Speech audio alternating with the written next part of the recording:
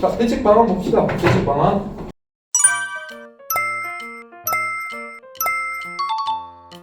방안을 이렇게 공부할 거예요. 대탈면이 두개 됐어. 그럼 대책 방안을 수립해야 될 거 아닙니까? 대책 방안은 간단해요. 아까 제가 말씀드렸죠. 어떻게? 안전율을 증가시킨다. 그리고 안전율을 유지시킨다. 이 두 가지가 대책 방안인데요. 이 유지 같은 경우는 여러분들이 너무 잘 알아. 너무 잘 알아. 뭐냐? 배수.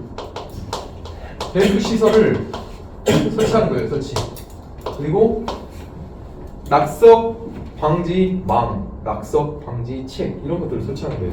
그런 것들은 안전율을 어떻게 할 수 있는 방법이 아니에요. 낙석 관련해가지고 뭔가를 하는 것들은 안전율 유지와 하는 상관없어. 그리고 표면 보강. 표면 보강 대표적인 게 뭐죠?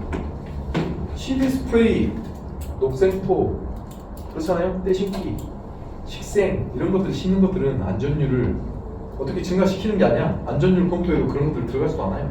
그러면 얘네들은 그냥 안전율을 유지시키되 떨어지지 않도록 관리하는 거잖아요. 가장 중요한 건 뭐다? 토사에서 토공 구조물에서 제일 중요한 게 뭐다? 배수관리, 배수관리, 물관리 이런 것들이 있다. 안전율을 유지하는 방법이. 그러니까 이게 원래 1번으로 별거 아니니까 먼저 쓸 거고요. 이게 2번이에요. 안전율을 증가시키는 방법은요. 또 두 개로 나뉘죠. 계열이. 어떻게 나뉘냐? 전단 강도가 증가되는 방법과 전단 능력이 감소되는 방법과 이 두 개가 있죠. 전단 능력이 감소된다. 작용력이 감소되려면 뭐가 중요하죠? 단위 중량이 감소돼야 되잖아요. 그죠? 그러려면 어떻게 해야 되느냐? 탈면 경사 구배 완화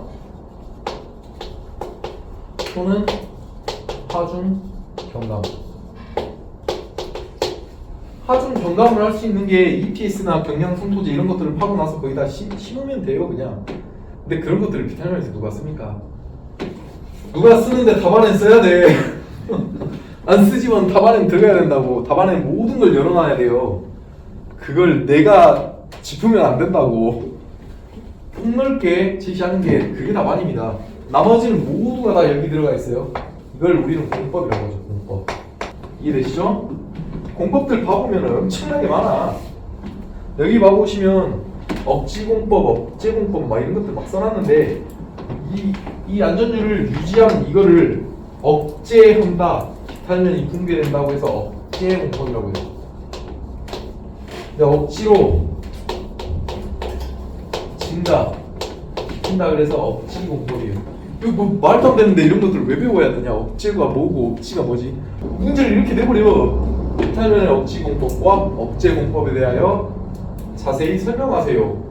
억제와 억제 단어를 모르면 쓰지를 못해요. 이게 진짜 공부를 할 때 유의해야 될 게 있어요. 나중에 여러분들이 이걸 따고 나서 다른 기술사를 준비한다 이런 가정하까지 가서 설명을 드릴게요. 아이스콜론 이게 등식 옥선이란 말이에요. 뭐냐면 아까 전에 우리가 연직배수 제가 그려놨죠. 연직배수 이런 말은 들어봤을 거야. 1면 배수, 2면 배수. 친구들 보면 이렇게 배수가 될 때 배수가 몇 년 걸린다 이렇게 해가지고 옥선을 그리는 게 있어요. 이거 토목 이거 보면 다 우리 기사 시절에 배웠어요. 안밀 부분에 보면 다 나와 있어. 이게 가까워지면 안밀이 끝난 거야. 이게 가까워지는 상태가 우리가 90% 안밀도 90%에서 끝나요. 그리고 허용 치마량이 10cm일 경우는 완밀이 완료됐다라고 해가지고 종료시켜버린다고. 왜? 10cm까지 빼는 데는 얼마 안 걸린다니까요. 10cm까지면 10개월이면 연직배수 해가지고 우리가 원하는 수준까지가 여기까지인데 만약에 이 10cm를 안밀치마 시켜가지고 물을 뺀다고 가정을 하잖아요. 이게 100cm야. 100cm 하는 데는 100cm 안밀치마 시켜가지고 물 빼는 건 얼마 안 걸려요. 10개월이면 돼. 근데 이 10cm를 빼는 데는 10년이 걸려요. 등식 곡선이 가면 갈수록 안 가죠. 이 등식 곡선을 아이소클론이라고 해요. 이 곡선은요 안밀도가 다 똑같은 거야. 안밀도가 다 똑같은 선을 연결한 곡선이에요. 이게 아이소클론 등식 곡선인데 제가 시험을 합격했을 때 이렇게 됐어요. 검색해보면 문제 나와 있어요. 이렇게. 그래서 나랑 공부를 했던 5년 공부했던 형님들이 이 문제가 뭔지 몰라서 못 풀었어요. 한글로 아이소크론 쓰니까 뭔지 몰라. 열에 한 7명은 이 단어가 뭔지를 몰라서 문제를 접근을 못해요. 무슨 말인지 이해되세요? 세 개 다 같은 표현이에요. 영어를 한글로 썼어. 그러니까 뭔 말인지 몰라가지고 문제를 못 푼다고. 그러니까 공부를 할 때 어떤 식으로 공부를 해야 될지 방향성을 지금 짚어드리는 거예요. 단어 하나가 의미하는 바를 생각하는 건 아무것도 아닌데 사전적으로 생각하면 대응이 되는데 사후에 시험 볼 때 생각하면 대응이 안 돼. 그러니까 이런 것들을 알아야 돼요. 자, 어찌됐건 좀 길어졌는데 우리는 이게 핵심이다. 공법이 여기에 몰빵돼야 돼요. 여기에 몰빵돼야 돼. 여기 몰빵되는 공법들 봐보세요. 넘겨보시면 있어요. 봐보시면 벽체 공법과 이것도 지고 공법으로 나눠지죠. 벽체 공법이라는 건요, 옹벽이라든지 L형 옹벽, 고강도 옹벽, 기타 등등 5페이지. 5페이지 보시면 상단에 있어요. 상단에 조금 써져 있어요. 조금. 먹지말뚝, 앵커, 소일 레일링 이런 것들 써져 있단 말이죠. 말로만 써놨어요. 왜냐? 여러분들이 전 시간에 다 배웠으니까. 비탈면이 붕괴되면요, 봐보세요. 각도가 이렇게 심해. 각도가 심한데 우리가 옹벽을 만약에 설치한다고 칩시다. 보세요. 보시나요? 이게 구조물마다 장단점을 시공기술사는 생각을 해야 돼. 실전적인 지식을 드리자면 이런 거예요. 여기 옹벽을 이렇게 설치할 거예요. 그러면 어떤 문제가 생기냐? 자연 터파기를 해야 돼. 1대 0.3으로 구배를 줘야 공사가 가능해요. 그러려면 사면이 이거만 하면 되는데 이게 L형 설치가 가능한가 이런 데서? 불가능해. 선택을 못해요. 하고 싶어도 못한다고. 그럼 어떻게 해야 됩니까? 이 비탈면 그대로 살려두는 상태로 공사를 하려면 이게 제일 낫죠. 그 당시 옹벽. 따라서 옹벽을 치는 거예요. 그냥 부착을 안 해도 돼. 근데 옹벽만 가지고서는 저항력이 안 나오니까 여기다가 어스앵커를 보통 이런 식으로 설치를 해요.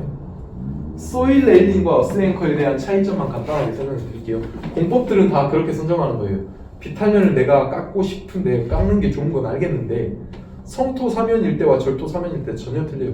성토 사면일 때 내가 구상을 해가지고 뭔가를 할 수 있어. 어차피 성토 할 거니까. 그죠? 근데 절토 할 때는 한계가 있어요. 내가 절토가 많이 공법을 써가지고 하면 다 날아가야 돼. 뒤까지. 내 작업 공간까지 고려해서. 그러니까 절토 사면일 때는 이런 공법들을 쓰기가 어렵다. 성토 사면일 때 가능하다 생각하시면 돼요. 이해되시죠? 그리고 절토 사면이 훨씬 안정적이야. 원지반을 이용하는 거잖아요. 원지반 상태가 좋으니까.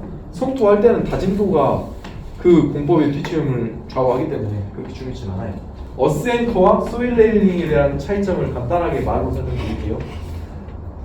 소일 레일링은 강봉을 그냥 놓는 거예요. 강봉을. 뭐냐면 철근 하나를 구멍 뚫고 집어넣고 그 다음에 밀크 주입시켜가지고 고정만 시키는 거야. 이 목적은 전단 강도 증가시키는 거예요. 전단 강도 증가. 집안에 이해되시죠? 그러면 얘는 변위가 발생되나? 변형이 당연히 집안의 변형이 좀 발생될 수밖에 없어. 대행적으로. 그러니까 공법을 세우고 나서 소일 레일링을 하잖아요. 살짝 밀릴 수도 있고 살짝 옆으로 틀어질 수도 있어요. 어쩔 수 없어. 태생적인 한계니까. 그죠? 그러면 얘는 목적이 전단 강도 증가가 목적이에요. 그냥 전단 강도만 증가되는 거예요. 그러면 어스앵커는 어떻게 되느냐? 목적이 인장력을 가하는 거죠. 인장력을 가해가지고 영구적으로 변형이 전혀 발생되지 않게 하기 위한 게 목적이에요. 어스앵커가 변형을 허용하잖아요? 그러면 앞에 있는 구조물이 틀어져.